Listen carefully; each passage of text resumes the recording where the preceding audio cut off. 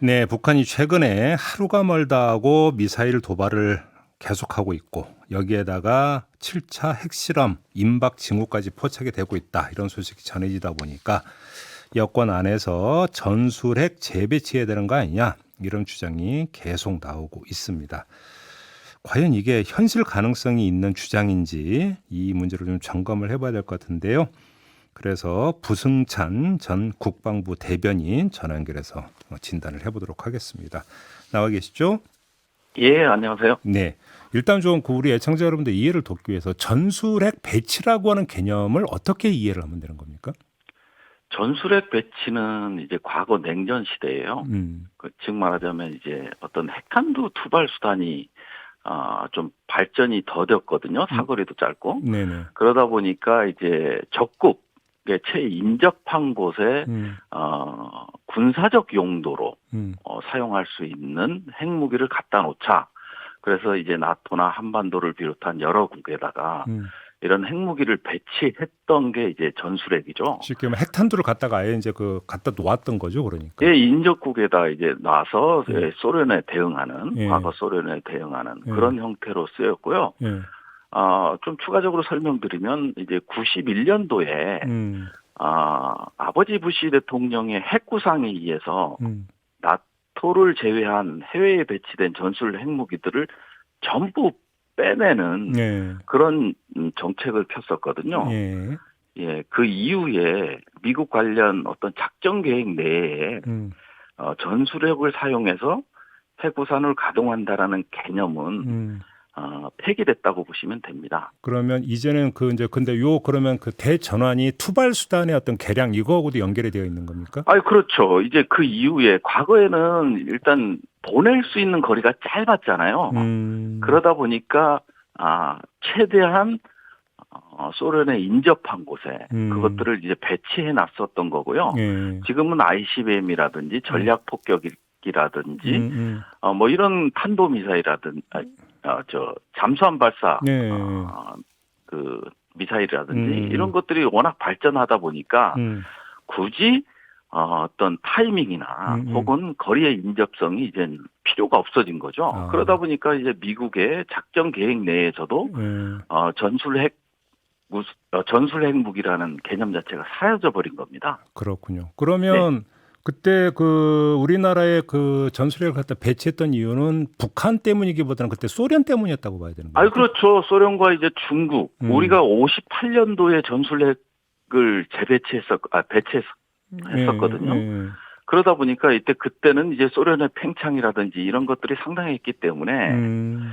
주요 포인트에다가 이제 전술 핵무기를 배치했던 거죠. 그러면 네. 지금 여권에서 이제 전술핵 재배치 주장이 나오고 있는 건 그러면 예. 과거와 똑같이 핵탄두를 우리나라에 갖다가 배치를 해놓자, 이제 고정 배치하자 이 이야기로 이해를 하면 되는 겁니까? 그렇죠. 근데 이제 이게 어불성설이라는 게 미국에서는 이미 전술핵 개념 자체가 사라져가고 있는데 예. 이거를 우리 쪽에 갖고자라는 게 음.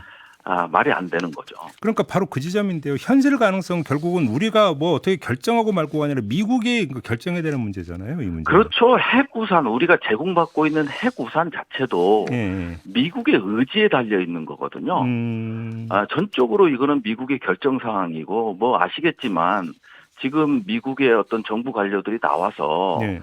전술핵 재배치는 없다라고 단호하게 거부하고 있는 입장이지 않습니까? 음.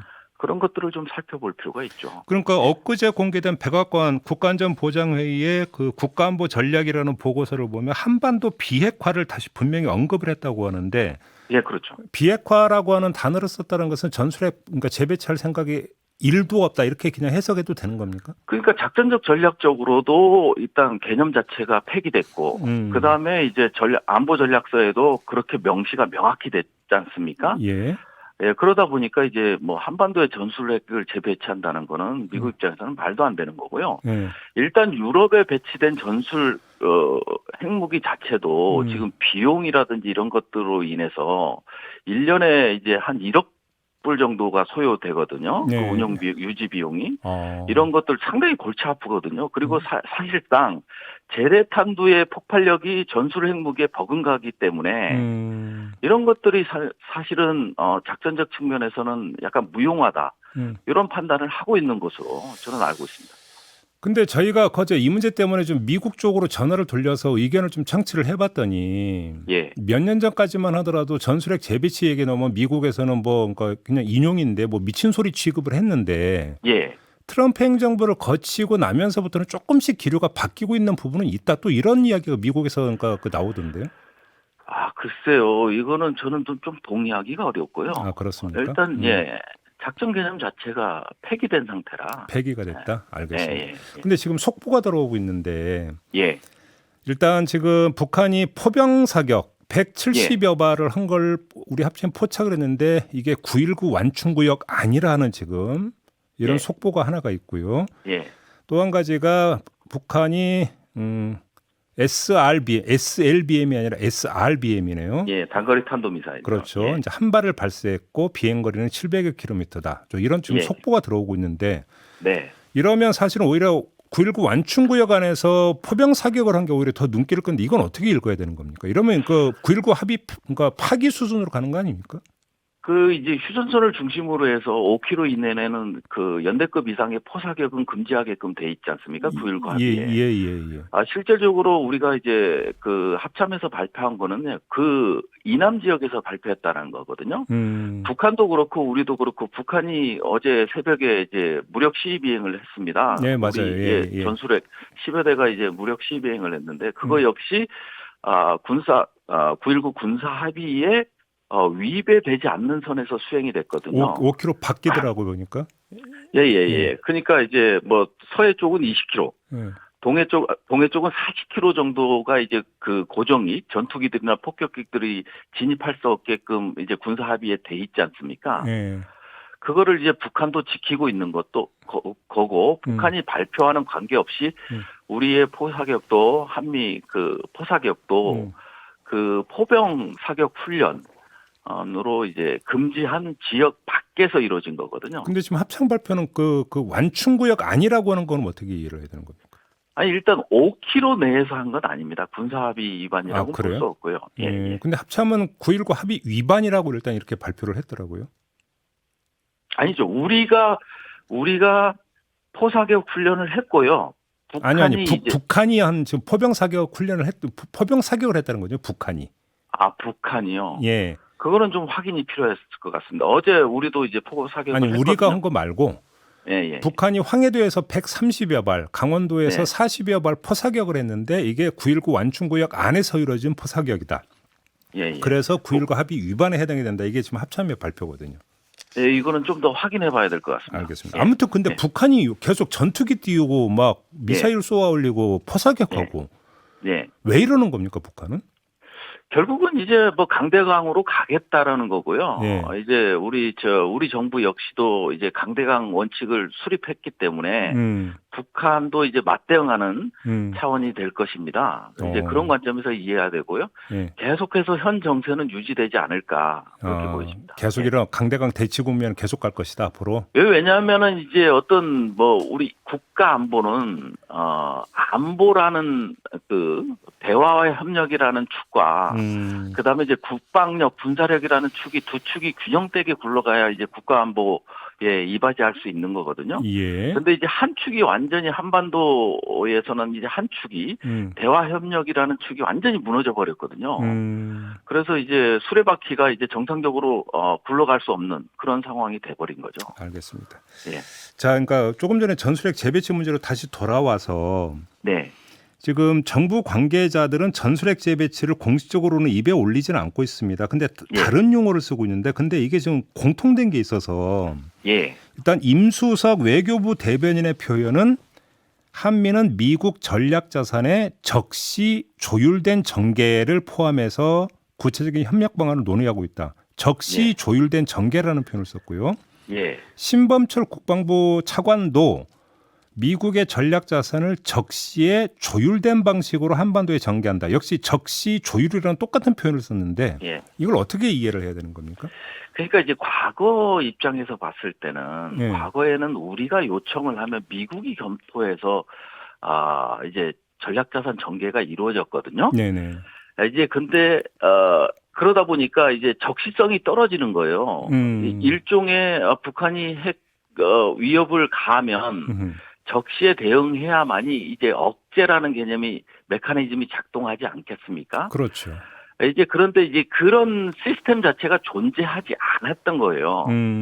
그러니까 우리가 요청을 하고 미국이 받아들이면 이제 뭐 3, 4일 후에 오고 뭐 이런 개념이었는데 네네.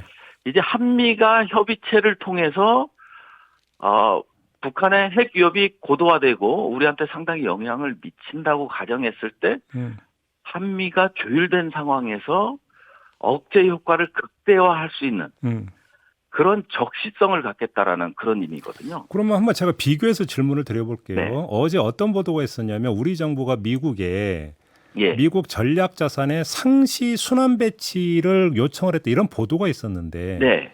상시 순환 배치와 적시 조율 배치는 어떻게 다른 겁니까? 상시 순환 배치는 뭐냐면 정례적으로 이루어지는 겁니다. 언제 어느 때 전략 자산을 한반도에 전개해서 네. 상시적으로 예. 이거 북한의 핵 위협을 억제하겠다라는 개념으로 보시면 되고요. 쉽게는 1년에 뭐 그러니까 3월만 되면 그 그렇죠. 이제 우리 훈련 항모 전단을 보내서 이제 훈련한다 뭐 이런 개념으로 보면 되는 거예요. 그렇죠. 네. 근데 그럼 적시 조율된 형태는 뭡니까? 이제 긴급 지원 방식으로 보시면 됩니다. 긴급 지원. 북한에 어떤 이벤트가 있을 때 이게 때를 놓치지 않고 와서 이제 대응하겠다라는 그런 개념으로 이해하시면 됩니다. 그럼 그리고 여기서 이제 조율된 개념이 들어갔다는 게 예. 약간 나토 방식을 사용해 온 거거든요. 그럼 어떤 거예요? 그래서 즉 말하자면 나토 같은 경우는 핵 계획 그룹이 있어서요. 예. 이 나토 유럽국들과 미국이 서로 합의하에 어떤 핵 전력 자산을 전개시키거든요.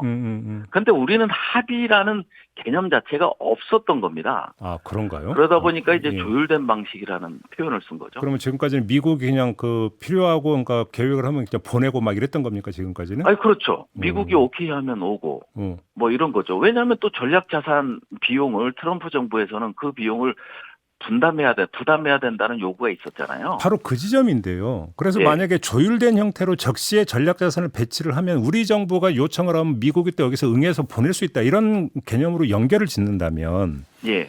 전략 자산 전개 비용은 어떻게 되는 겁니까? 우리가 부담하는 부분이 있습니까? 전개 비용이 과거 사례를 봤을 때 2018년도로 기억하고 있는데요. 예. 전개 비용 자체를 미국에서 300억 불 정도를 요구했다라는 기사도 나온 적이 있었고요. 300억 달러요?